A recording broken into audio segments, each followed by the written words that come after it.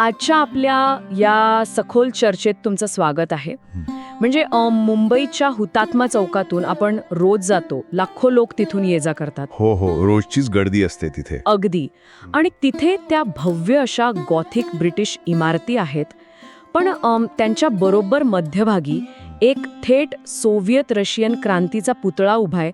हे खरं तर फार कमी लोकांच्या लक्षात येतं. हो, बहुतेकांचं लक्षच नसतं तिकडे. म्हणजे एकीकडे ब्रिटिश वसाहतवादाच्या खाणाखुणा सांगणाऱ्या मुंबई विद्यापीठ आणि हायकोर्टाच्या इमारती आहेत, आणि त्यांच्या बरोबर मध्यभागी हातात मशाल घेतलेला एक रांगणा असा सोव्हिएट शैलीतील कामगार उभा आहे. खरंय, तो एक खूप मोठा विरोधाभास आहे तिथे. नक्कीच.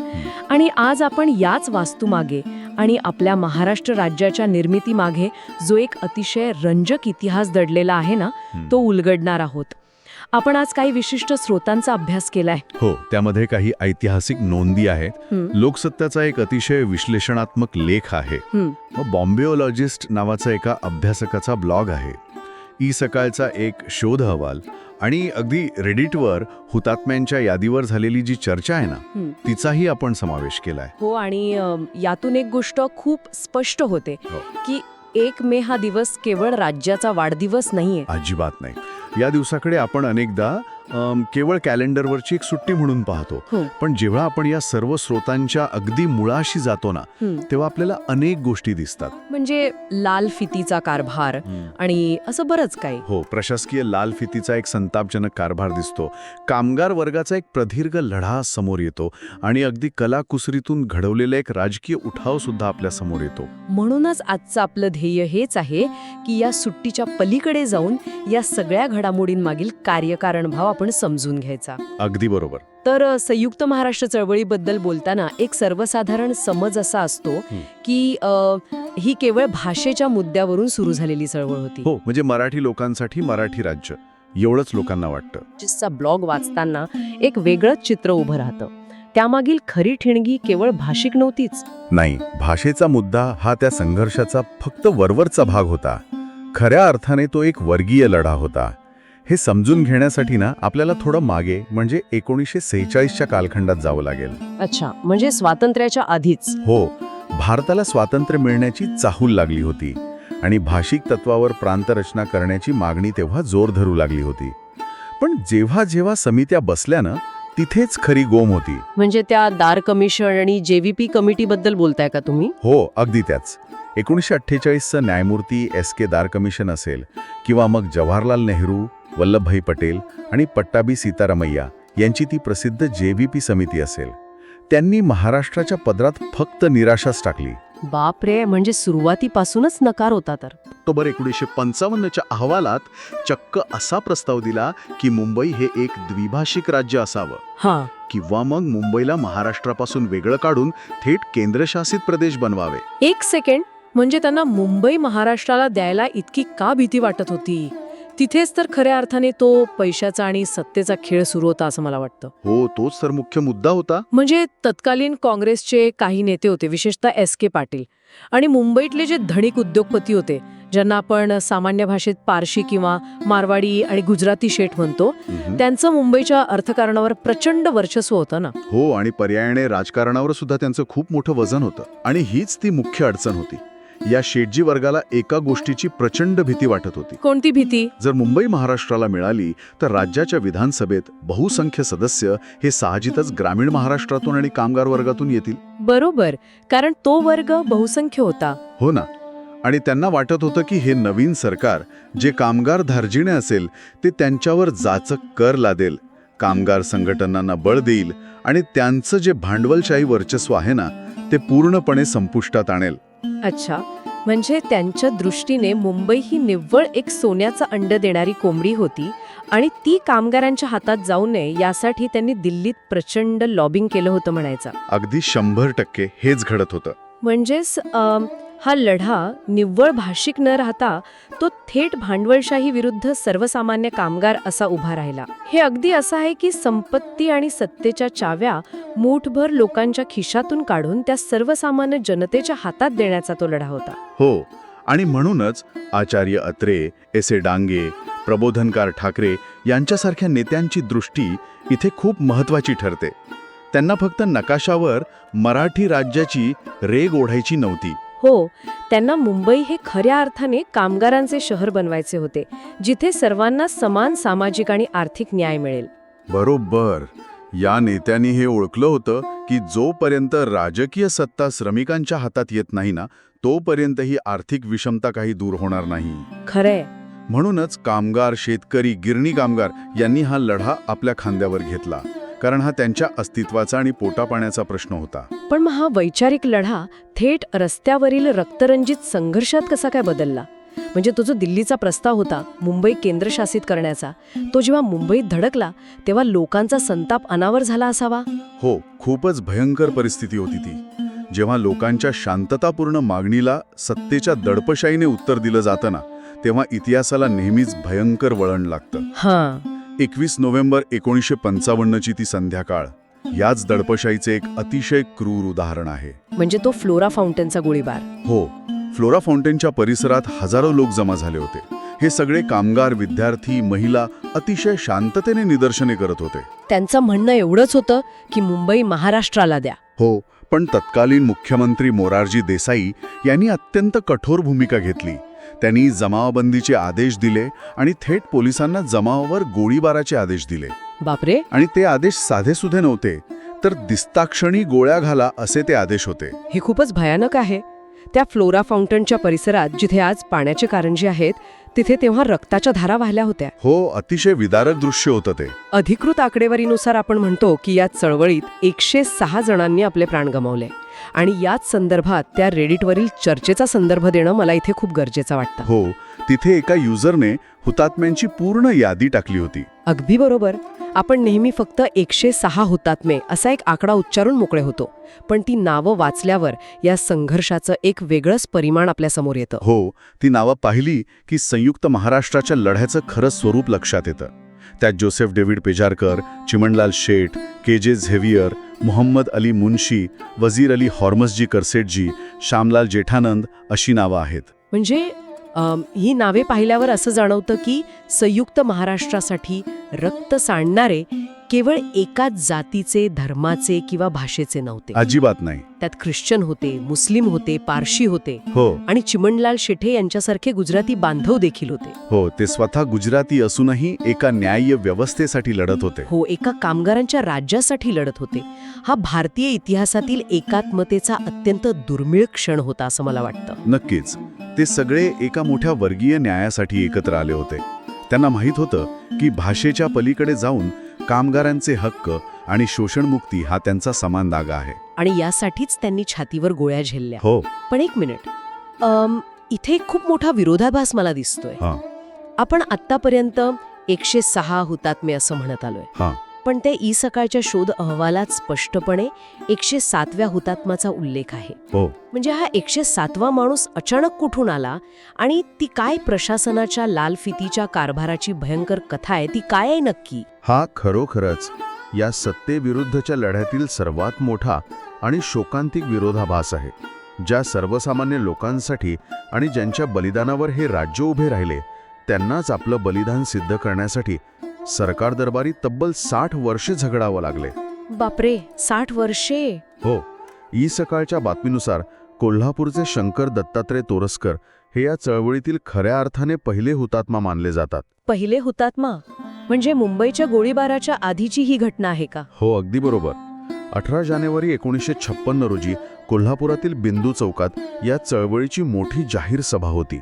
तिथे पोलिसांची कारवाई सुरू झाली आणि जुना बुधवार पेठेतून येणाऱ्या कार्यकर्त्यांना रोखताना पोलिसांच्या बंदुकीची संगीन शंकर तोरसकर यांच्या थेट पोटात घुसली. अरे रे. ते अत्यंत गंभीर जखमी झाले. तब्बल 7 दिवस ते रुग्णालयात मृत्यूशी झुंज देत होते आणि अखेर 25 जानेवारीला त्यांचे निधन झाले. त्यांच्या अंत्ययात्रेला तिथे प्रचंड जनसागर उसळला होता.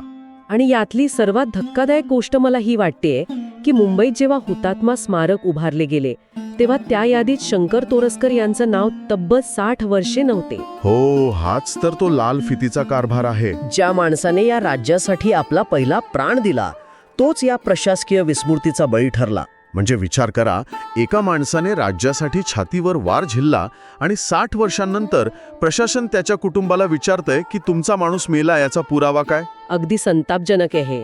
हा निव्वळ लालफितीचा कारभार नाहीये, तर ही प्रस्थापित व्यवस्थेची कमालीची असंवेदनशीलता आहे. हो ना. त्यांचे पुतणे संजय तोरसकर यांनी जेव्हा मंत्रालयात याचा पाठपुरावा सुरू केला, तेव्हा त्यांना शासनाकडे त्यावेळची वर्तमानपत्रांची कात्रणे, पोलिसांच्या डायरीतील नोंदी आणि रुग्णालयाचे पुरावे गोळा करून द्यावे लागले. बापरे, म्हणजे एका कुटुंबाला आपल्या माणसाच्या बलिदानाचा पुरावा देण्यासाठी अशी कागदपत्रे गोळा करावी लागतात. हे ऐकूनच माझं डोकं चक्रावून जातंय. हो, खूपच क्लेशदायक प्रक्रिया होती ती.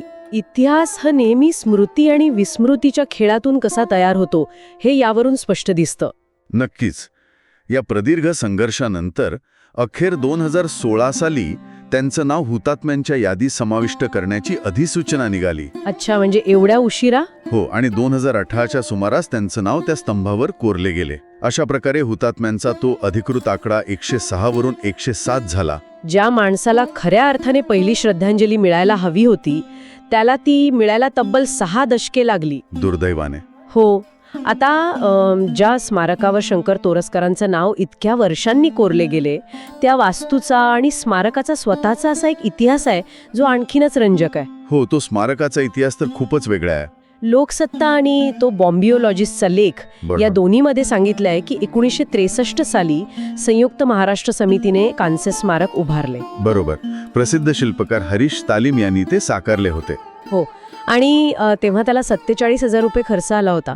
पण ह्या स्मारकाची जी शैली आहे, जिला आपण समाजवादी वास्तववाद किंवा सोव्हिएट सोशलिस्ट रिअलिझम म्हणतो, ती तिथे असणं हा एक प्रचंड मोठा वैचारिक धक्का आहे. हो, या शैलीचं वैशिष्ट्य समजून घेणं इथे खूप महत्वाचं आहे.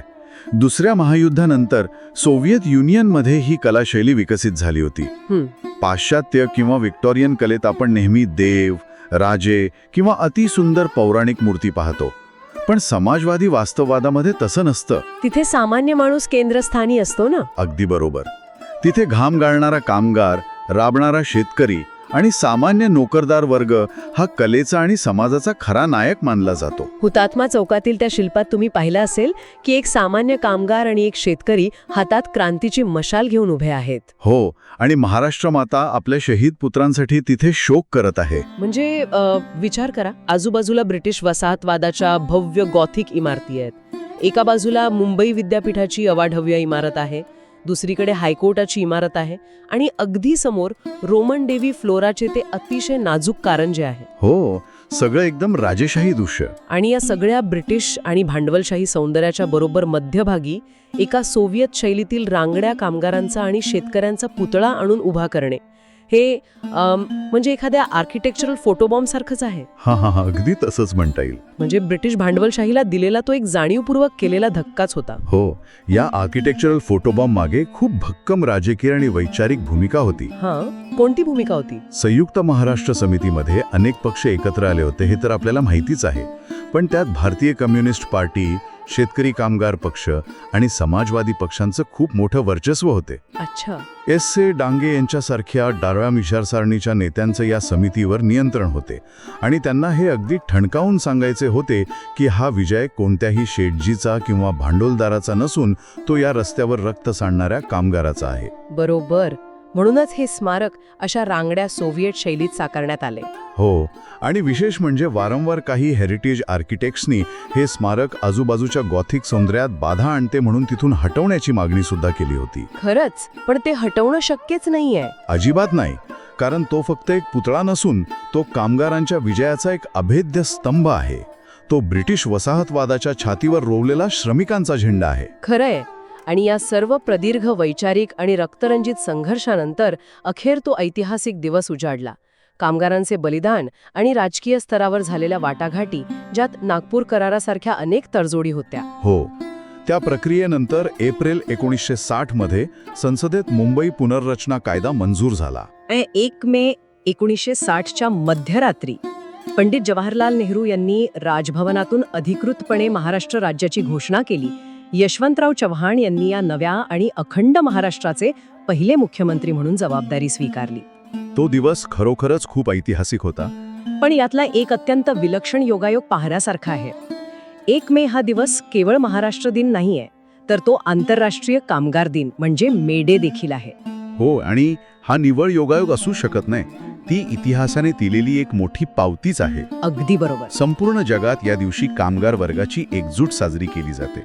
ज्या राज्याची निर्मितीच मुळात कामगार आणि श्रमिकांच्या घामातून आणि रक्तातून झाली, त्या राज्याचा जन्मदिवस कामगार दिनीच असावा हे खूप सूचक आहे. खूपच सूचक आहे. आज जेव्हा आपण हा उत्सव पाहतो तेव्हा तो एका भव्य सांस्कृतिक महासोहळ्यात बदललेला दिसतो आपल्याला. दादरच्या शिवाजी पार्कवर होणारी ती शानदार परेड, राज्यपालांच्या हस्ते होणारे ध्वजारोहण आणि राज्याच्या कानाकोपऱ्यात होणारे कार्यक्रम. हो, खूप उत्साह असतो सगळीकडे. कोकणातील दशावतार, विदर्भातील गोंधळ, मराठवाड्यातील तमाशा आणि पुण्याची लेझीम हे सगळं एकाच छताखाली येतं. आणि राजकीय पक्ष कोणताही असो, विचारसरणी कोणतीही असो, या एका दिवशी सर्वांना या संयुक्त वारशाची आठवण काढावीच लागते.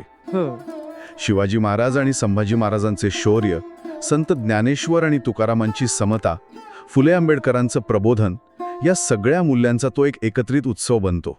हे सगळं ऐकायला आणि पाहायला खरोखरच खूप अभिमानास्पद वाटतं. पण या सर्व स्रोतांचा अभ्यास केल्यानंतर, विशेषतः त्या बॉम्बिओलॉजिस्टच्या लेखातील एका मुद्द्याकडे लक्ष गेल्यावर मला एक अत्यंत महत्त्वाचा आणि काहीसा अस्वस्थ करणारा प्रश्न पडलाय. कोणत्या प्रश्न? त्यांच्या मते संयुक्त महाराष्ट्राचा लढा हा श्रमिकांचा आणि सर्वहारा वर्गाचा लढा होता. पण 1960 नंतर अपेक्षेप्रमाणे कामगार वर्गाची भरभराट झाली नाही. मुंबईतील गिरण्या बंद पडू लागल्या, आर्थिक मंदी आली आणि नोकऱ्या कमी झाल्या. हो, तो खूप कठीण काळ होता कामगारांसाठी. आणि याच आर्थिक असुरक्षिततेतून आणि नैराश्यातून पुढे 1966च्या सुमारास शिवसेनेची स्थापना झाली. त्या लेखातील निरीक्षणानुसार तिथून पुढे हा जो मूळचा कामगारांच्या अधिकारांचा आणि वर्गीय न्यायाचा लढा होता ना, तो हळूहळू स्थानिक विरुद्ध बाहेरचे अशा एका वेगळ्या आणि संकुचित भाषिक राजकारणात बदलत गेला. म्हणजे कामगारांचा तो व्यापक लढा हा एका अस्मितेच्या लढ्यात रूपांतरित झाला. अगदी तेच झालं. आणि याच एका विचारावर आपण आज थांबणार आहोत. श्रोते हो, आज जेव्हा अत्यंत थाटामाटात आणि अभिमानाने आपण महाराष्ट्र दिन साजरा करतो, तेव्हा फ्लोरा फाउंटनवर रक्त सांडणाऱ्या चिमणलाल शेट, के.जे. झेवियर, महम्मद अली किंवा शंकर तोरसकर यांच्यासारख्या भाषिक आणि धार्मिक विविधता असलेल्या त्या 107 हुतात्म्यांचा तो एकत्रित आणि व्यापक कामगार लढा आपल्याला खरोखर आठवतो का? हो, हा विचार करण्यासारखा प्रश्न आहे. काळाच्या ओघात आणि राजकारणाच्या स्थित्यंतरांमध्ये संयुक्त महाराष्ट्राचा तो मूळ सर्वसमावेशक आणि आर्थिक सामाजिक न्यायाचा दृष्टिकोन आपण कुठेतरी हरवून तर बसलो नाही ना, याचा शोध घेणं आज खूप गरजेचं आहे. नक्कीच. या प्रश्नावर आपण सगळ्यांनी नक्की विचार व्हायला हवा. पुढच्या वेळी जेव्हा तुम्ही मुंबईच्या त्या धावपळीत, फोर्टच्या गजबजलेल्या रस्त्यावरून आणि हुतात्मा चौकातून रस्ता ओलांडाल ना, तेव्हा फक्त आजूबाजूच्या गॉथिक इमारतींकडे पाहू नका. हो, त्या मध्यभागी उभ्या असलेल्या मशालीधारी कामगाराच्या पुतळ्याकडे नक्की पहा. अगदी. आणि त्या अदृश्य रक्ताच्या पाऊलखुणांची आठवण नक्की काढा, ज्या पाऊलखुणांवरून चालत आजचा हा स्वाभिमानाचा महाराष्ट्र उभा आहे. आपल्या आजच्या या सखोल चर्चेत आपण इथेच थांबूया. पुन्हा भेटूया अशाच एका नव्या आणि रंजक विषयाच्या तळाशी जाण्यासाठी. तोपर्यंत विचार करत रहा.